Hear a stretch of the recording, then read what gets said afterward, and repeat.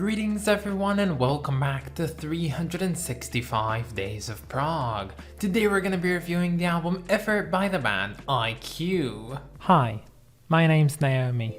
I'm an avid progressive rock fan, but I'm a long ways from knowing all the prog albums out there.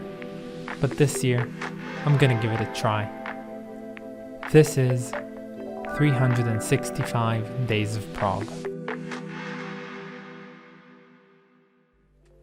So it's really quite a thing, okay? And these days I'm trying to get ahead of myself and make as many videos as I can so I can finally finish the series off and not be too stressed about it. But at the end of the day, I have college, I have so many things, and what ends up happening is just me having to create the same episode on the same day that it's released, and oh my god, it's so stressful. But we only have like 23 more days to go. So I think I can do it. But anyway, for now, here are some of my favorite bits from this album. Nothing any good ever came from me. Thought I could run you in the ground.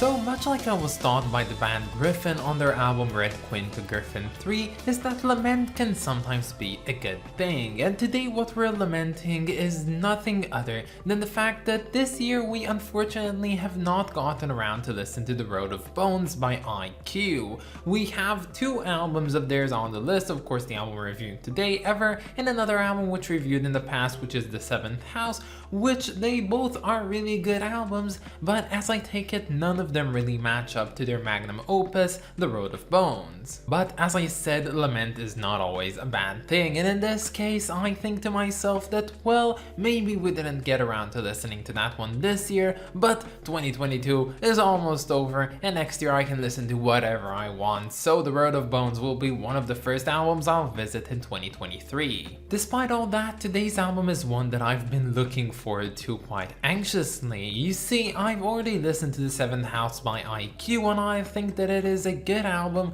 I don't think that it really matches to Ever, because Ever to me, as I've noticed from a lot of people talking about it, is basically the first real classic prog album that IQ has made that also cemented them as being one of those quintessential neo-prog bands. Now for the uninitiated, yes, IQ is a neo-prog band and they're considered to be one of the classics of pioneering the genre of neo-prog, basically reviving progressive rock in the 80s, and the likes of them are of course bands like Pendragon, Marillion, and Jadis. But if we're already speaking of these other bands, there's one thing which I've kinda assessed about their earlier albums, especially those who came out in the 80s. While the music itself is intrinsically quite good, and if you're a fan of neo-prog you're really gonna love this type of music, I do feel like it has a lot to do with its main source of inspiration, which is no other than the band Genesis. Yes, we all know neo-prog, well, it might mean to,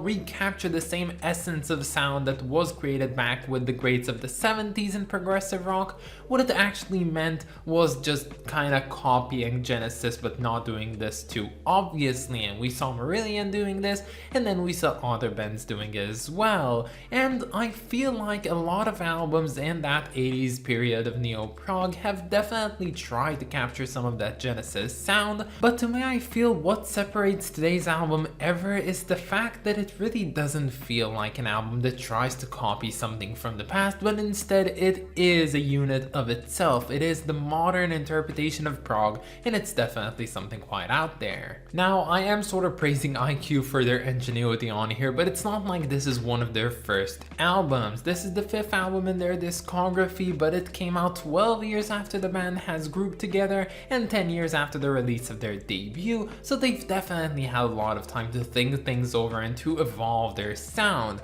And seeing as I've never listened to their other 4 previous albums, I really can't tell you how uninspired these ones were, or on the other hand how inspired they were by the same sound of progressive rock in the 70s. Now, if you know me and you've watched this series for a while, you know that I am not a big fan of neo-prog. It's just really not my thing. I think that it just dissatisfies everything that I'm looking for when it comes down to listening to good old progressive rock. The main source of inspiration, they're great. The actual outcome of it, not that great. The best that I've listened to was of course Marillion, and if you consider what we now call retro prog as neo prog, then yes, I guess I really like the genre, but no, naturally I don't. And while it seems to me that IQ have definitely found their new sound on here and they've definitely refined it, I also think that most of the songs on here, if not even all of them, can be described in one simple description, and that's that IQ basically finds a really nice groove and a rhythm section and they just go with it for the entirety of the song and religiously stick to it, with deviating maybe an inch or two in either direction. But honestly, when it comes down to the music, I feel like it's not that flamboyant in any way. It doesn't really seek to do anything new outside of the boundaries of a single track,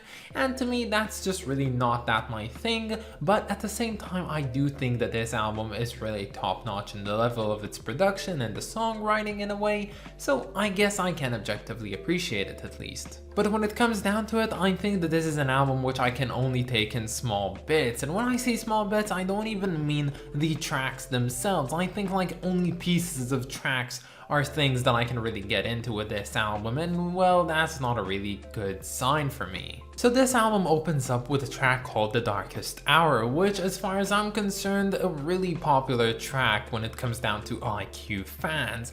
Now personally to me, I listened to it in the beginning and I was kind of hyped about it, but then I started realizing that, well, once you get over a certain passage in the song, I don't really see a lot of reasons coming back to it, and as a whole, I don't really see a lot of reasons for replaying this song in particular. It is about 11 minutes long and, well, it's too long in my opinion, and the thing that I think I was most dissatisfied with this one is the fact that it feels like it tries to take you on this sort of journey, but instead it just doesn't really go anywhere. As I said, doesn't really deviate more than an inch in either direction, and thus the final product just feels a bit lame. Fading Senses, which is the track to come right after it, was nice, but I feared that it was nice only because it came after The Darkest Hour and it proved to be something a bit different from the last, so I was really overjoyous by it. But nevertheless, it is a shorter track, which is always a good thing in these occasions, and it also has a very interesting B section, and when I say B section, I basically mean the second half of the song, which is filled with various solos. Now here's the thing, and that's really something, okay?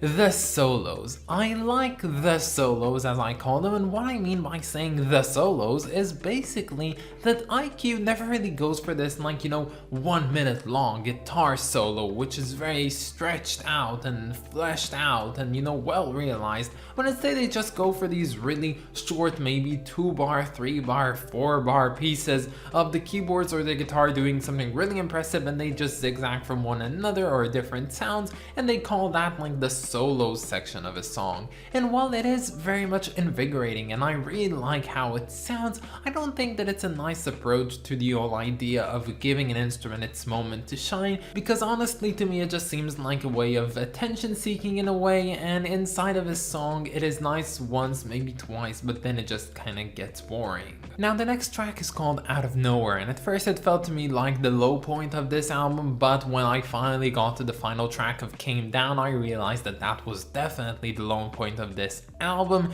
and both of these tracks just symbolize what I really dislike about neo-prog, and that's the repetition and monotony. Nothing special. I don't know how you can even call that prog by classification, but apparently you will. But between these two tracks there are glimmers of hope, and especially in the form of the two tracks in between called Further Away and Leap of Faith. Further Away is an interesting track. It is about 15, maybe 14 minutes long, and it does something quite intriguing. I've seen this trend and I don't know why that is, but apparently in albums they can sometimes have like a long track and the longest track, and they don't have to be that far apart in runtime, but the long track is just pretty boring and you're like, why would I sit to listen down to this? But then the longest track on the album is actually more, you know, vivid, more vibrant, more going in different directions and exploring different ideas. And of course I'm saying all of this in IQ terms. It doesn't really go in ways like Renaissance, yes, or Genesis or stuff like that,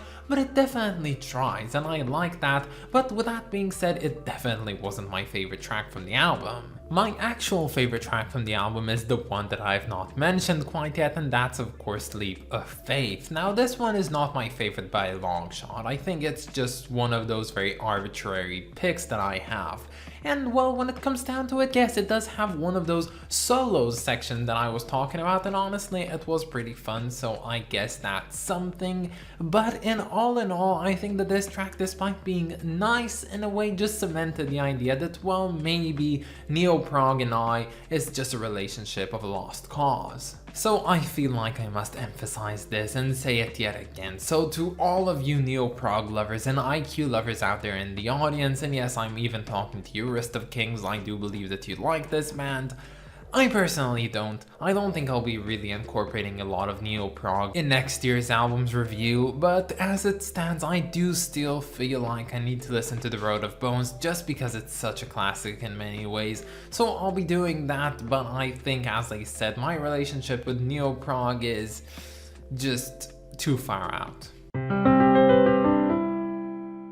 So when it comes down to the album cover of this one, this is one that I really like. Objectively, yes, subjectively this is not one of my favorites, but I have a lot of appreciation to how it was made and what it actually manages to capture in it. Now, I do believe that I've been exposed to this album cover quite a long time ago, because there's one just collaborator on the Prog Archives that uses this as their profile picture, and honestly I've seen it so many times popping around album reviews, so I got acquainted with it a bit in the past. But when it comes down to it, despite it not really being my style, I do appreciate how this, you know, colored pencil drawing, which is something that we don't really often see in a way that is professional. We do see it as maybe trying to mimic children's drawing or stuff like that, but here it's done really professionally. I like the odd combination of colors, and honestly the character herself on the cover itself has this, you know, mournful, maybe even hurt expression on her face,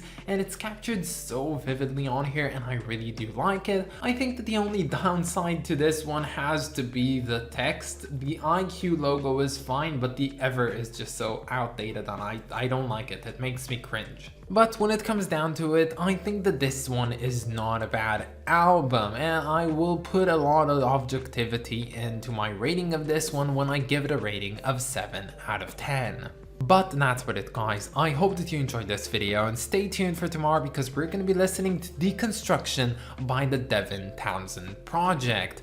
There is a dog that's barking outside of my room for the entirety of this recording, and I freaking hate that dog, and he's doing it all day long, and yeah, anyway, I'd like to thank my lovely supporters over on Patreon, so thank you so much for K1, Aristo Kings, and Lindsay Haycox. You guys are just the best. This dog sucks, but you are the best. And yeah, that's about it, guys. Thank you for watching, and I'll see you all tomorrow. Bye, guys.